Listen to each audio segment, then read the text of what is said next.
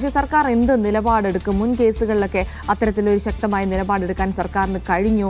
അതുവഴി മാതൃകാപരമായ ഒരു നടപടി എടുത്തിട്ടുണ്ടോ എന്നുള്ള ചോദ്യങ്ങളൊക്കെ ഇവിടെ നിൽക്കുന്നുണ്ട്. എന്തായാലും തുടർ നടപടികൾ അത് സർക്കാരിന്റെ ഭാഗത്തു നിന്ന് എന്തുണ്ടാകും എന്നുള്ളത് നമുക്ക് നോക്കി തന്നെ കാണാം. ഫൈസൽ അസീസ് കൂടെ തുടരുന്നുണ്ട്. ഫൈസൽ, നേരത്തെ ഉഷ ജോസഫ് അവർ അനുഭവിച്ച ദുരിതങ്ങളുമായി ബന്ധപ്പെട്ട് നമ്മൾ സംസാരിക്കുകയായിരുന്നു. അപ്പോൾ ഈ ഒരു ശസ്ത്രക്രിയ 2021 കഴിയുന്നത്.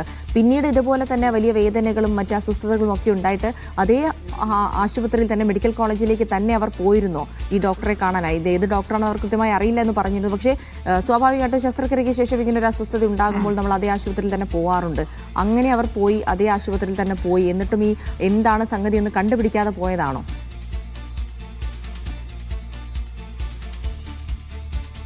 അതായത് ഈ വേദന ഉണ്ടാകുമ്പോൾ ഇവർ പോകുന്നത് മറ്റ് ആശുപത്രിയിലേക്ക്, സ്വകാര്യ ക്ലിനിക്കുകൾ അല്ലാത്ത സമീപത്തുള്ള ചില ആശുപത്രിയിലേക്ക് മാത്രമാണ്. അവിടുന്ന് ഇവർ സംഭവം ഈ ഇത്തരത്തിൽ തനിക്ക് ഉണ്ടാകുന്ന അസ്വസ്ഥത പറയുകയും അത് വേദന സംഹാരികൾ നൽകുകയാണ് ചെയ്യുന്നത്. അതിനുശേഷമാണ് ഇവർ തനിക്ക് തൊട്ടപ്പുറത്തുള്ള, അതായത് വീട്ടിന് സമീപത്തുള്ള നാസർ എന്ന ഡോക്ടർ ഈ മുൻപ് ഈ വണ്ടാനം മെഡിക്കൽ കോളേജിലെ ഒരു ഡോക്ടറായിരുന്നു. അതിനുശേഷം അദ്ദേഹം റിട്ടയറായി. ഇപ്പോൾ വീട്ടിലാണ് അദ്ദേഹം ചികിത്സിക്കുന്നത്.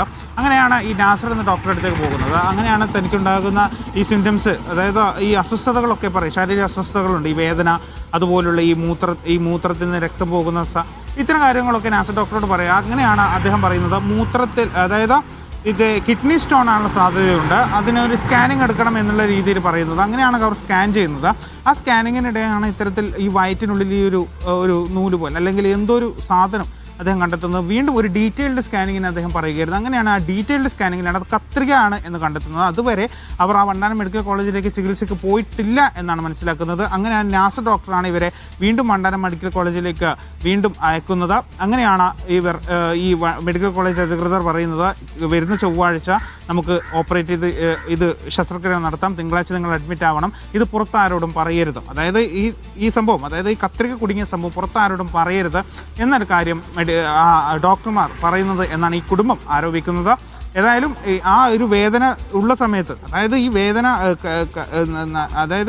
ഒട്ടും സഹിക്കാനാവാത്ത വേദന വരുമ്പോൾ മാത്രമാണ് ഇവർ സ്വകാര്യ ആശുപത്രി അല്ലെങ്കിൽ സ്വകാര്യ ക്ലിനിക്കുകളൊക്കെ സമീപിക്കുന്നത്. അങ്ങനെയാണ് അവർ വ്യക്തമായ പരിശോധന നടത്താതെ ഒരു വേദനാ സംഹാരി നൽകി ഇവർക്ക് താൽക്കാലിക ആശ്വാസം നൽകുന്നത്. എങ്കിലും ഈ വേദന ഒന്നുകൂടി കൂടിയപ്പോഴാണ് ഈ നാസർ ഡോക്ടറെ കാണാനുള്ള ഒരു സാഹചര്യം ഉണ്ടായിരുന്നത് എന്നാണ് അവർ ഇന്നലെ വ്യക്തമാക്കിയത്.